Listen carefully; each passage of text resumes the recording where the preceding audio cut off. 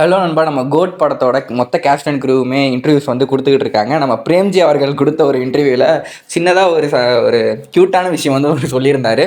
அது என்னன்னு பார்த்தீங்கன்னா, கோட் படத்தில் வந்து தளபதி விஜய் அவர்கள் ஓட்டுற காரோட நம்பர் பிளேட் இருக்கும்ல, நம்பர் பிளேட்டில் வந்து 2026 அப்படின்னு வந்து நம்பர் வந்து அதில் இருக்கும். காரோட நம்பர் பிளேட்டில் 2026 அப்படின்னு இருக்கும்.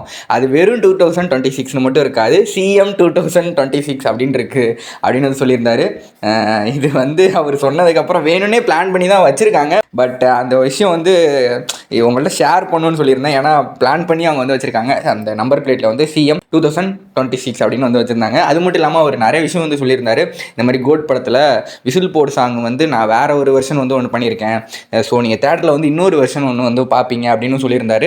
படம் வந்து பயங்கரமாக இருக்கும். இப்போ நிறைய ஃபுல் அண்ட் ஃபுல் சர்ப்ரைஸ் இருக்கும். படம் ஸ்டார்ட் பண்ண ஃபஸ்ட்டு மினிட்லேருந்து எண்டு வரைக்கும் இப்படி ஒரு சர்ப்ரைஸ், ஒவ்வொரு மொமெண்ட்லேயும் சர்ப்ரைஸ் வர தமிழ் படம் நீங்கள் பார்த்துருக்கவே மாட்டீங்க. ஸோ அந்த மாதிரி ஃபஸ்ட்டு மினிட்லேருந்து எண்டு வரைக்கும் படம் ஃபுல்லாக சர்ப்ரைசஸ் இருக்கும். நீங்கள் படம் செம்மையாக என்ஜாய் பண்ணி பார்ப்பீங்க அப்படின்னு பிரேம்ஜி அவர்கள் வந்து சொல்லியிருந்தார்.